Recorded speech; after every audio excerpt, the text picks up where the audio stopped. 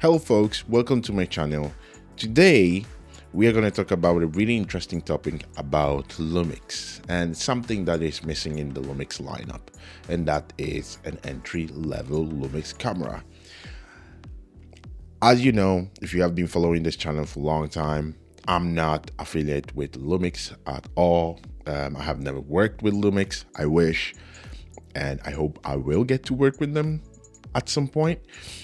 But today, this video is purely my own making, so there is no rumors or so on around, but it's just something that I hope Lumix will see and will like take maybe some thinking out of this, some inputs out of this.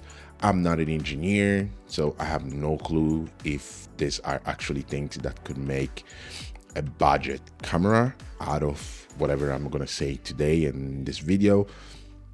But I'm taking just the S9 and just shrinking it down, so hopefully that will mean, you know, bringing the price down, because currently Lumix entry-level camera is the S9.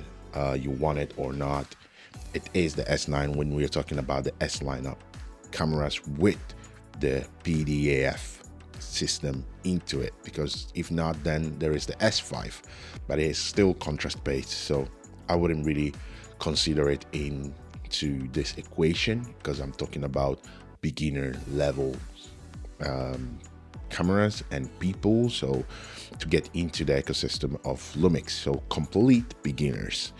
And that's where I think the S9 is the camera that many will love to get if they want to enter in the Lumix ecosystem. But it comes with a cost, because in dollars you can find it now. I'm looking on B&H between 1,400 and 1,700 depending on what lens you want to put with it. And then in euros, because at least in Finland, for example, on top of the dollar, you have to put a 25.5%, of taxes. So just that. So you will find it for about more or less kind of similar to because I see there are some sales now. So you can find it between 1,005 and 1,009. So between 1,005 and 1,009, depending on what lens you want to put on it. And yeah, so it's pretty much not cost effective for someone who, trying to find a camera that is sub 1,000 euros or dollars.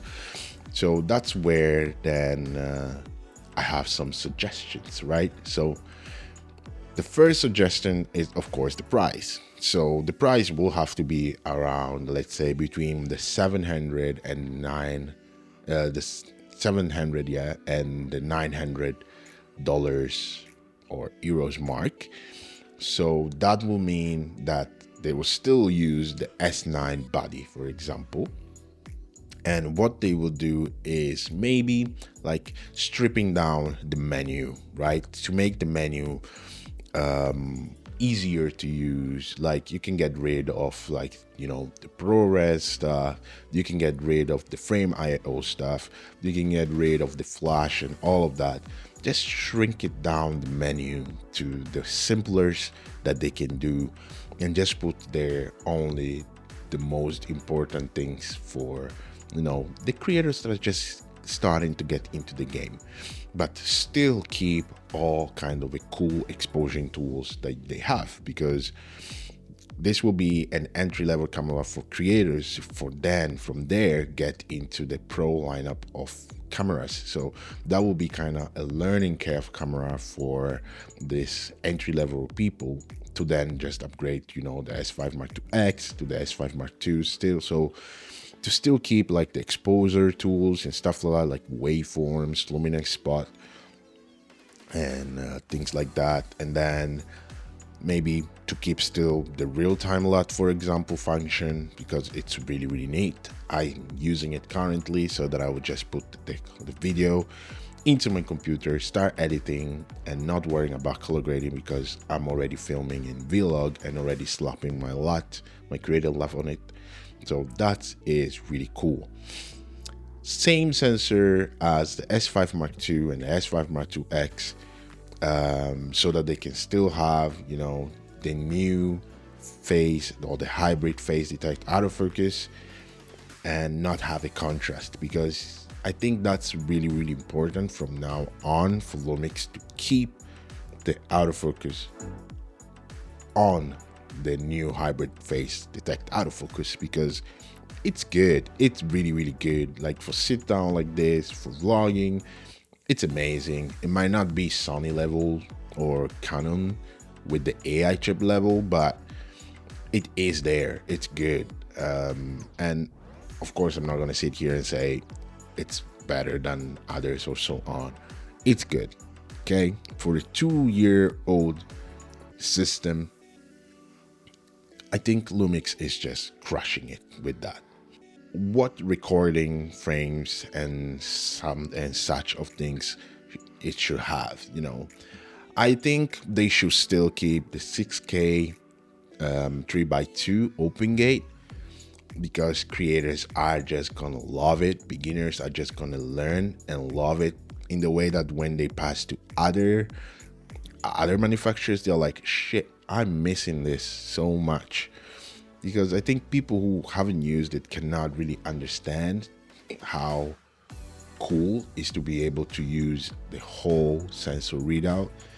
And I don't care what people say that is underrated, is overrated, and blah, blah, blah. Many people say that is actually overrated, but I think it's not overrated, because especially for podcasting, for example, this is amazing because you can use the full readout and then cropped in, punched in, and still keep a really good composition. I'm not saying that other cameras are not able to do that, but to be able to do that, you need to have from 6K to 8K reading in a sensor, you know, and you're still gonna lose quality because most of the time it's downsampling to 4K. So it might be still sharp when you are like editing it and posting it in 4K mode, but you cannot crop as much as you will be, you know, recording natively in 7, 6, or 8K. So that is what I think that's why I think this 6K is really, really good, because you're just recording a native 6K, right? And then you can, in post, downsampling to whatever you want to. So that's really good. 4K 60, we know this sensor is not fast enough, so it might just be keeping the 4K 60 crop. But for the aim of this camera, I think they can just skip the 6K. They can just skip the 60p and just top out to 4K 25 here in Europe, and whoever is in the rest, like in the US, for example, to 30. I think that will be pretty much enough for an entry level camera. Then the ability to use the Lumix LabApp, because I think the Lumix LabApp is one of the best apps for cameras out there as for now, because I just love it. And yes, we still haven't received the firmware update for the S5 and the S5 Mark II to be able to use the camera control app, so you still have to rely on the Lumix Sync app. But yeah, soon we might be receiving that firmware update, and I can't wait to receive that because I really, really need it next year. I have already plenty of bookings between weddings, podcast, and I can't wait to share more of that journey with you guys. Next year, this channel is going to change a lot in that perspective, so stay tuned for that. And the battery, well, they should keep the same battery. Yes, they should just do it. I don't think they should go back to any other battery system right now. They should just keep this battery in, because this is going to require way less power or demanding tasks. This battery can probably even be even better and and even be longer duration. So it's really, really good. One thing that it might maybe not be really cost efficient will be like maybe have a sort of AI chip into these cameras. And yeah, many people would say, but why would you put it in such a cost-efficient camera and you don't put it in a pro level cameras? Because I think that will be a really, really good way to test the AI chip and to get it to be evolved for the future cameras.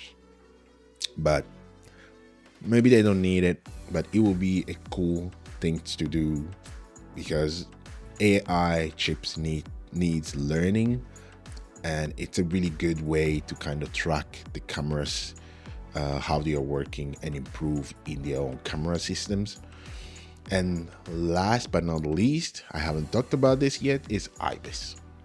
So IBIS is one of the systems that makes cameras a little bit more expensive, more than cost efficient, because none of the cameras at this price point, from the 700 to let's say 1,000 mark, none of the cameras have IBIS except the S5, right? So this could be a really, really good way to kind of get creators, right? So from beginners to creators into the Lumix system, because this will be kind of the only full frame camera in this price point to actually have IBIS and be aimed to, you know, beginner creators to semi-pro creators. But even pro creators will buy it.